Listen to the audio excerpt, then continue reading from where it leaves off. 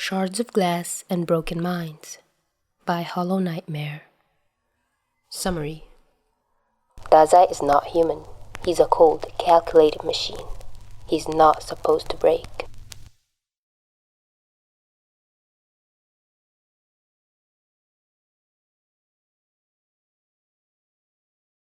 Dazai feels nothing.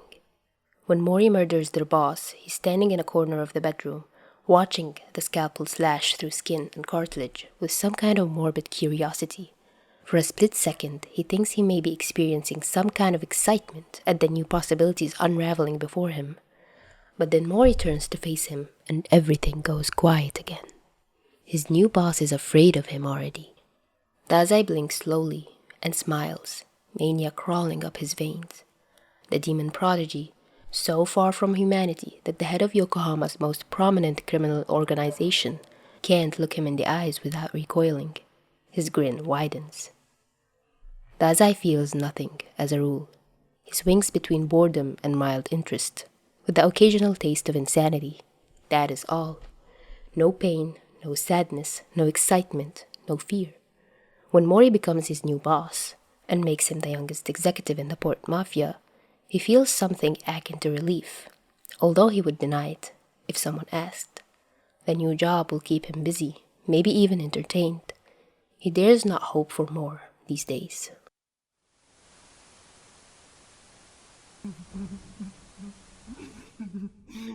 No longer human. That's the name of his ability. Dazai laughs at how wrong it all is. He's never been human in the first place. He laughs and he can't stop, and he's glad no one's around because he knows how this looks. A skinny teenager in a black suit, wheezing and crying, with a grotesque expression painted on his face, and dead eyes. People avoid his gaze usually. They are too unsettled by the dullness of his eyes, too disgusted by the empty shell he calls a body. He'd have to do something about it. He's an executive. He needs to talk to his subordinates without having them fear him. He starts covering his right eye with bandages. People will assume he's injured in some way, and being injured is a human thing, which works perfectly for Dazai. He's less frightening, and he sees less of the world. Win-win. The thing is, the world is nauseating. Dazai can't stand it. Can't stand being alive, really, if he can even be considered that. He'd attempted suicide more than once before he had joined the Mafia. Then for a while he had been busy enough to ignore the ever-growing feeling of not being able to breathe. Then he'd gotten used to being busy, and he'd been plunged back into hell. Not that it mattered. Dazai doesn't feel. Trying to kill himself is just an interesting way of passing the time. It doesn't matter whether he succeeds or not. He starts wrapping his whole body in bandages. It's better if people don't see what he does to himself. They already see him as a demon. There's no need to prove it over and over. He wraps them tight around his neck and torso, and a bit loose around his arms and legs. He's constantly gasping for air anyway. At least this way he can pretend it's because of the thick layer of cloth.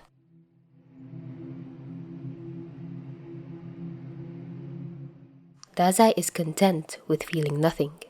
It's better than the alternative. So when he's paired with a hat-rack named Nakahara Chuuya, he's less than amused. The boy is infuriatingly annoying. He makes more noise than Dazai thought was humanly possible. He talks all the time. He has no brains, and he doesn't listen. At all. He is his subordinate, and he shows no respect whatsoever. Dazai would admire him, were it not that he was the one who had to put up with him. Oi, shitty mackerel, stop thinking and get moving. Last time I checked, we were on a schedule. The hat-rack was right. Dazai doesn't care. Oh? He asks, fake glee with a matching fake smile plastered on his face. Did Chibi say something? I'm afraid I couldn't hear it. You're so short your words can't reach me. How funny, don't you think? He gets up from the couch. Anyway, we should get going. We wouldn't want Chibi's short legs to make us late, eh? Chuuya shoves him against the nearest wall, pinning him against the patterned wallpaper. What the fuck did you just say? Dazai smiles sweetly. The impact has reopened at least 4 recent injuries. Plus, he's hit his head. He happily welcomes the dizziness. Chuuya, it's not nice, throwing people against walls. And weren't we on a schedule? Chuuya grits his teeth and lets him go. Dazai was supposed to feel nothing. With Chuuya around though, it's difficult not to feel annoyed.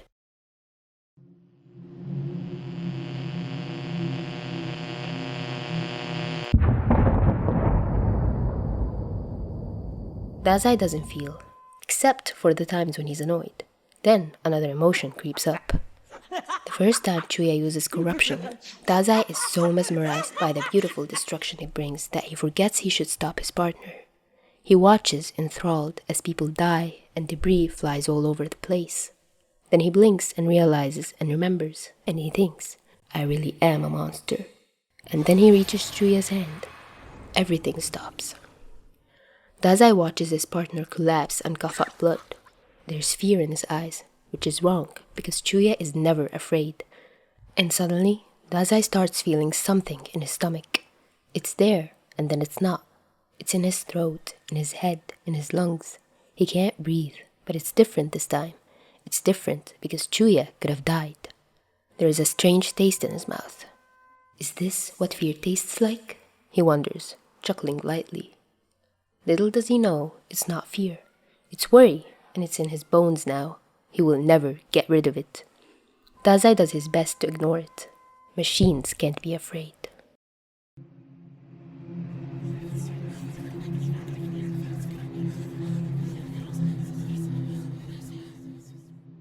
Dazai's mind is truly remarkable.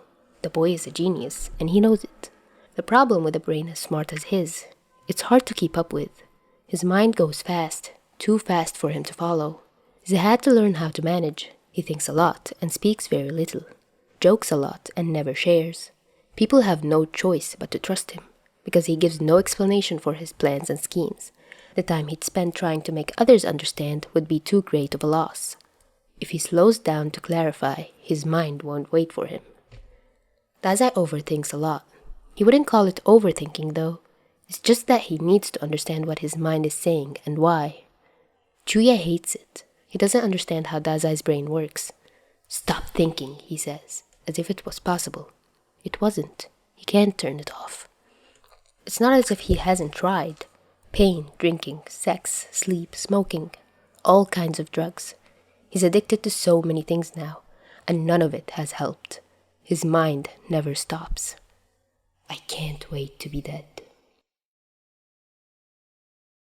He can't turn it off, but he can slow it down.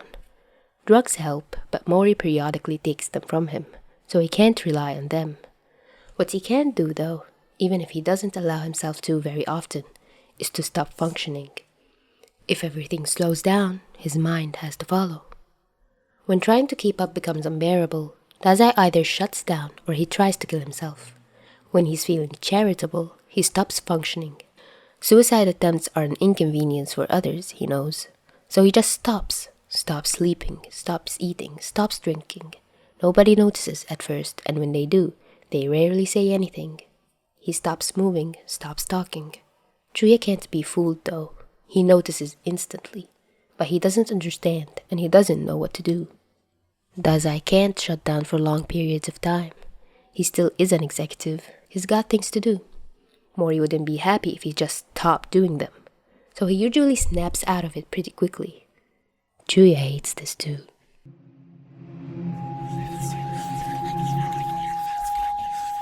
Dazai is not human. He's a cold, calculated machine. He's not supposed to break. So why does he find himself on the bathroom floor every night, with blood on fresh bandages and eyes that won't close? How do you break something that's never been whole? What a pathetic fuck-up. Dazai snarls to himself. He should go to bed. Chuuya went to sleep hours before. It's about time he joined him. Dazai gets up slowly, willing his legs not to give up. He watches his own face in the bathroom mirror, and is met by a dead eye and some bandages. God, it really is revolting. He grimaces, turning away. There's only one room separating him from his futon, and it should take him no more than 3 seconds to get to the bedroom, but he's exhausted and his vision is getting blurred, so he has to lean on the walls, and putting one foot in front of the other is so hard. He's so tired he doesn't see that Chuuya is on the couch, watching his every move, and when the redhead clears his throat, he flinches so hard he loses his balance and falls to the floor. Chuuya rushes to his side, clicking his tongue. What do you even think you're doing staying awake this long? Are you trying to die by depriving yourself of sleep? He helps him up, gripping his arms far more gently than he'd deserve. Dazai wants to retort with something snarky and possibly cruel. He doesn't. He can't. You're awake too, Chuuya, he whispers, exhaling softly. Why are you not asleep? He wants to ask, but he can't muster the energy to speak further, so he just stares at his partner. Come on, you bandage-wasting device. You need sleep too. I don't. Demons don't need sleep, even if they are broken. And why aren't you screaming at me? Oi, shitty Dazai, stop thinking. Can't. Chuuya is staring at him now. Did he say that out loud? That wasn't supposed to happen. Dazai straightens his back and walks quietly to the bedroom. His eyes are dead again. He lays down on his futon, bone-tired, knowing he won't get any sleep. He spends the rest of his night staring at the ceiling, listening to Chuuya snoring softly. Dazai feels nothing, or maybe he feels so much emptiness and pain and sorrow all the time without breaks, that he's never realized that there is a difference between numbness and absence.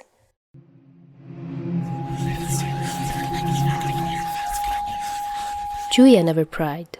He'd never pitied Dazai, and he didn't try to tell him how to live his life, what he should do, what he should stop doing.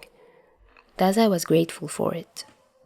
After a while, a very long while, he stops feeling on edge when he's around the hat rack. He doesn't trust him, but he has to act like he does, and the difference between what he feels and what he does has started to blurry. He's sitting on the edge of the bathtub in a shitty hotel room. He's not feeling very well. Chuuya looks mildly worried. Why couldn't you get out of the way anyway? Did you want to get shot? He huffs, and he helps him get out of his coat, vest and shirt. He'd have to get rid of them later. Too many bloodstains. Dazai fakes indignation. Chuuya, you know I hate pain.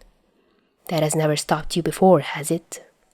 Wouldn't you look at that? He's right. He inhales sharply. The bullet in his left shoulder needs to come out as soon as possible. He really does hate pain.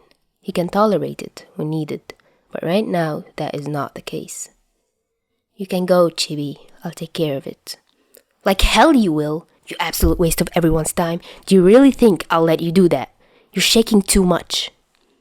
He is. Shock is starting to set in, no matter how much Dazai tries to control himself.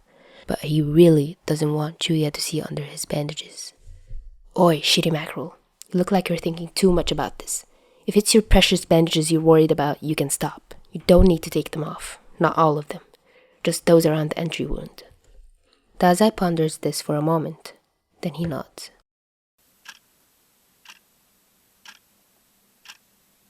Half an hour later, he's in his bed. His shoulder is throbbing, but it's bearable. Chuuya had worked quickly and efficiently. He hadn't even blinked at Dazai's scars, which was unexpected. He had some ugly-looking cuts on his shoulder from a night he'd spent trying out any sharp object he could find, hoping it would prove a nice distraction. It hadn't. He hears the sound of glass breaking. Chibi should really stop punching things, he sighs, as soon as Chuuya enters the bedroom, and he'd go on teasing, but his partner looks really exhausted and... sad? Listen, Dazai. I'm just gonna say it once, and I'll never bring it up again, but I think you need to hear this. He sighs and looks him in the eyes with determination. Bodies are not made for experimenting, he says in a tone that's far too serious. Dazai blinks, then nods, and they both leave it at that. Something warm blooms in his chest. He pretends it's not there.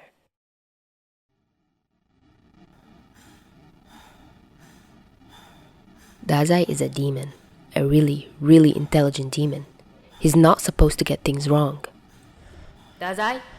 He just can't. He never does. Dazai, we need to get going. He doesn't make mistakes. So why were they surrounded by corpses of their own people if he hadn't planned it? What had gone wrong? Chuuya shakes him. Oi! Stop feeling sorry for yourself. We got what we came here for. We need to get back. Dazai snaps out of it. He looks at his partner. Don't preach what you don't practice, Chibi, he says, sharp and cold. They're waiting outside of Mori's office.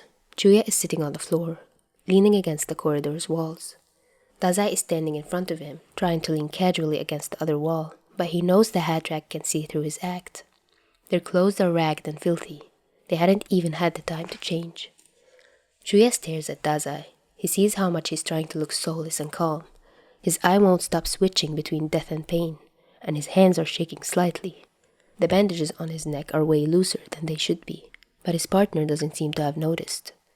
Chuuya doesn't know what's going on inside Dazai's head, but it needs to stop. People can't know. "Oi, bandage wasting device.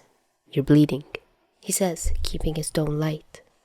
The mackerel glances quickly at his own arms. Chuuya grimaces at the implications. Eh? Chuuya's eyesight must be really bad. There's no blood on me. You're bleeding through your cracks, Dazai. You can't let Mori see it. Dazai pales.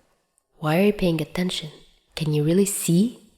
He straightens his back and puts on the fakest smile he can muster, but his hands won't stop shaking, so he hides them in the pockets of his coat. It'll work for the time being.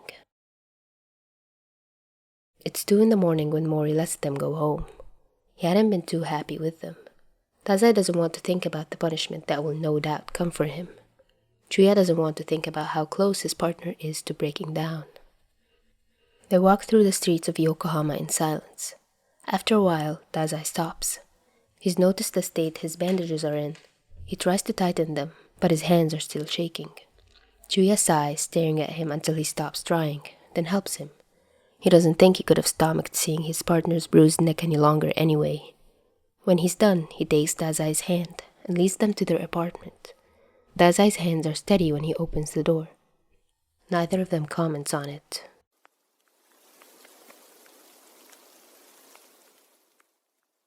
Chuuya isn't convinced that Dazai is a monster who feels nothing. He thinks that his partner is an annoying brat and a terrible person, but a human being nonetheless. Which is why, when he hears of Ora Sakanosuke's death, he half expects him to do some stupid shit. The man clearly doesn't know how to deal with feelings. Chuuya figures he'll probably have to fish him out of some river. The thought of Dazai leaving the mafia doesn't cross his mind. It's way too stupid, even for a broken man. When his car explodes and his ex-partner vanishes into thin air without so much as a goodbye text, Chuuya opens the best bottle of wine he owns.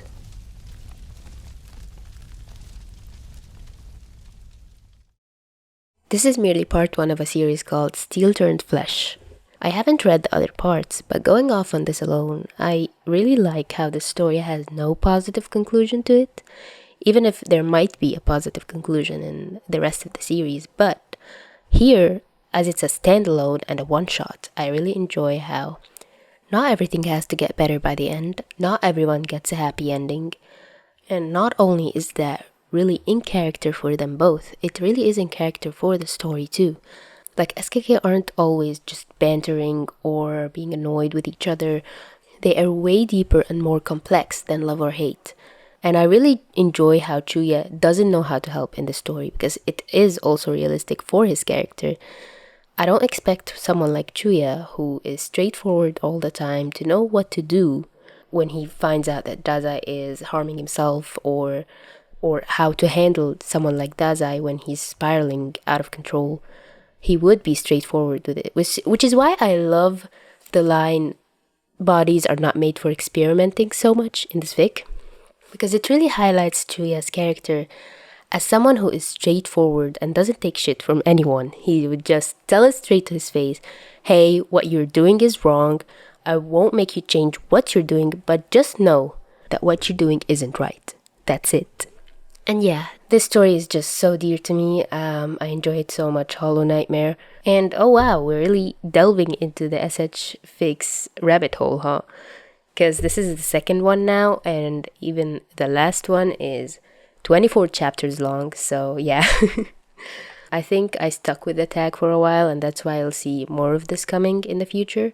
Plus, I'm planning to do some Vanitas no Carte soon. I think I've hinted at it long ago. So, finally have about 3 fics on my list that are just VNC. And I really do enjoy this series so much. If you haven't watched VNC, I highly recommend checking it out. It's the perfect Angus material, and to be honest, the BSD fandom just goes ham on that. So yeah.